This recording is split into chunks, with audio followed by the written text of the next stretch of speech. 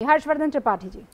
रूबिका अच्छा करिए, आप उम्मीद देश करता के लिए करिए। एंकरिंग बहुत अच्छी कर रही है, लेकिन हाँ, देश के लिए थैंक यू करिए। सर। हाँ, रूबिका, एक तो ये कि सबसे पहले मैं आपसे कहूँगा कि आप बहुत अन्याय करती हैं। ये तरीका आपका बिल्कुल गलत है।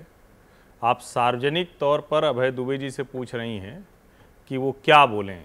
अकेले में जाके पूछिए ना।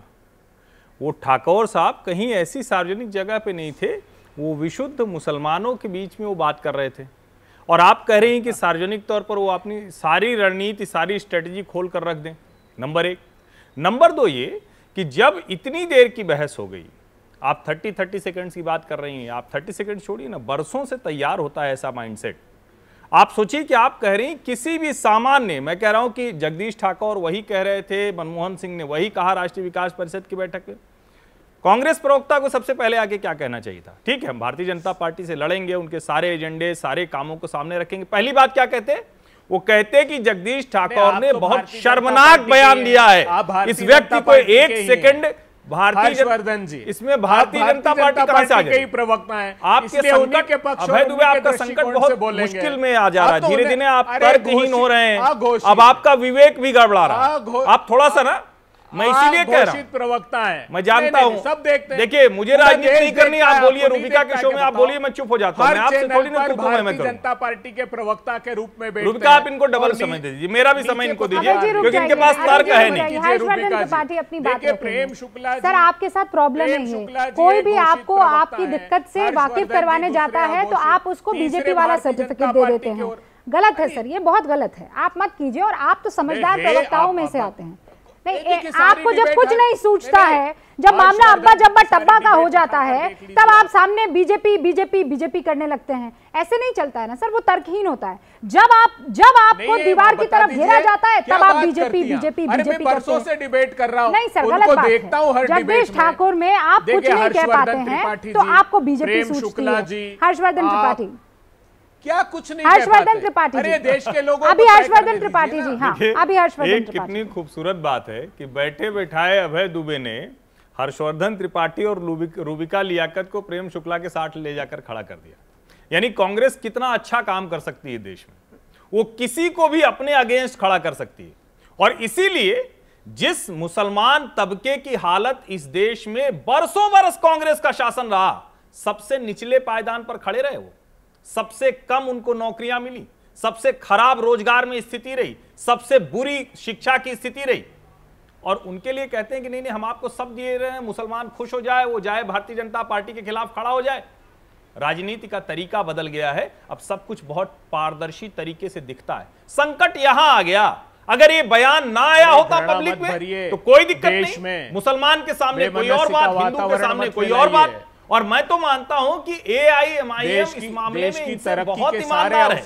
वो बेईमानी नहीं करते। उनके नाम में मुसलमान है, वो कहते हैं कि मुसलमानों की पार्टी है, और कहते हैं कि मुसलमानों के बाद हम दूसरों की बात करेंगे। मुझे लगता है कि इस देश में हिंदुस्तानियों की बात करने की बात होनी चाहिए। ये राजनीतिक दलों का संकट बड़ा भयानक है। तो देखिए कहां से भयानक है रूबिका कि वो सांप्रदायिक बयान देंगे, लेकिन किसी टीवी चैनल पे ये बहस नहीं होनी चाहिए, मीडिया में ये बात नहीं आनी चाहिए। हाँ। वरना सबको उनका सच पता चल जाए। ओके, और इसीलिए देखिए, आप जो कह रहे हैं वो आप चाहते हैं कि जमाने में चर्चा ना हो, लेकिन कलीमुल साहब यहाँ पर मौजूद हैं जो ये बात मानते हैं कि नहीं, इतना इस तरीके से काम हो जाना चाहिए और इस जमात के लिए हो जाना चाहिए। तो ये जो आखिरी सेगमेंट हुंकार का इस वक्त आप देख रहे हैं, इसमें शुद्ध रूप से इस बात पर चर्चा हो जानी चाहिए कि जो बयान कांग्रेस की तरफ से आया है, उस बयान को कांग्रेस एंडोर्स करने से डर रही है, या वो स्ट्रेटेजिकली ये काम कर रही है, क्योंकि उसे खतरा सिर्फ बीजेपी से नहीं, अब AIMIM से भी है। कलीमुल साहब, 30 सेकंड्स टू यू सर।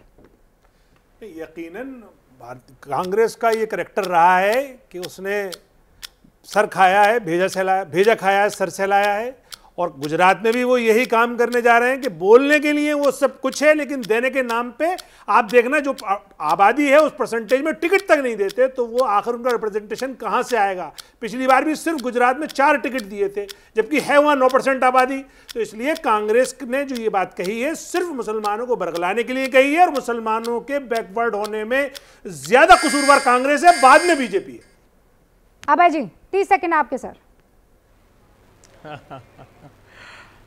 देखिए रूबिका जी, मैं सारे लोगों से पूछना चाहता हूं, सच्चर कमेटी की बात इन्होंने की। सच्चर कमेटी बौद्ध, सिख समाज, जैन समाज, ईसाई समाज, मुस्लिम समाज सबके लिए थी। इनको तो ये भी नहीं पता है कितनी सिफारिशें थी 22 और कितने आदेशों से उसको इम्प्लीमेंट किया। ये सिर्फ आकर रटी रटाई बातें सब बोलते हैं। 22 सिफारिशें। अरे क्या मूर्ख आदमी हो बहुत।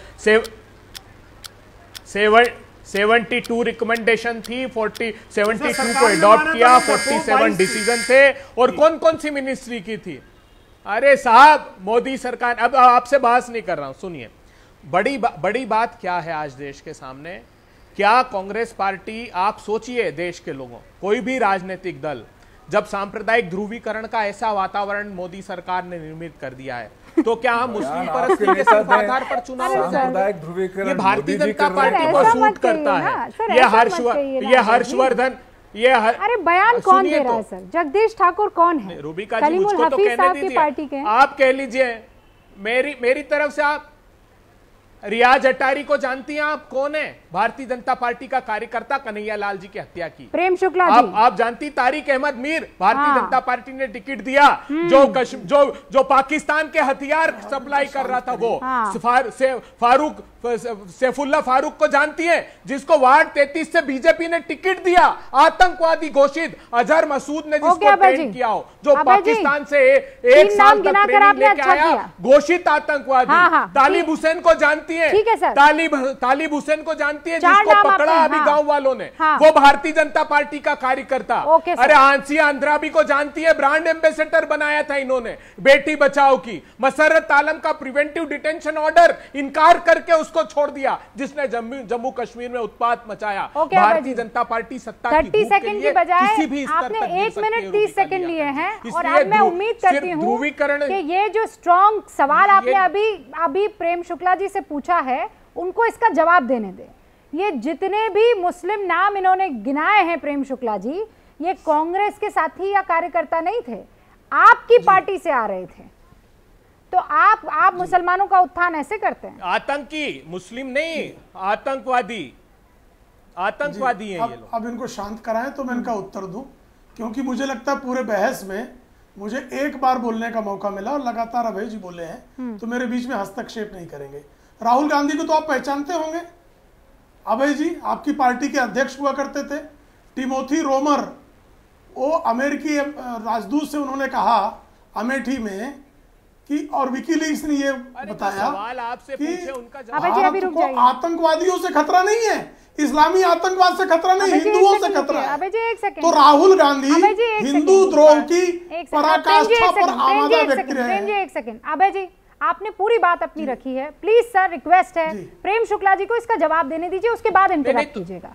नहीं, बीच में आपको किसी ने इंटरप्ट नहीं किया। मुझे पूरे देश ने देखा, आप सवाल पर रहे तो उनसे पूरे देश ने देखा, आपने सबसे ज्यादा वक्त लिया। नहीं सर, गलत है, मैं इनजस्टिस नहीं कर सकती हूँ सर, प्लीज नहीं प्लीज। अब आप प्रेम शुक्ला जी को अनइंटरप्टेड बोलने दीजिए और बाकी सारे मेहमानों को जवाब तो लीजिए। ठीक है, क्या मजबूरी है मेरी, बताइए। मैं अभी आपको बताती हूँ कि मैंने ओए होए होए होए, नमकीन के चटकारे लेते हुए टकटकी मार के डिबेट शो को पॉज रिपीट कर करके देख रहे हैं जोगिंदर जी। इनकी तरह आप भी देखें अपनी फेवरेट डिबेट्स को रिपीट कर और डाउनलोड कीजिए एबीपी लाइव ऐप अपने स्मार्ट टीवी पर।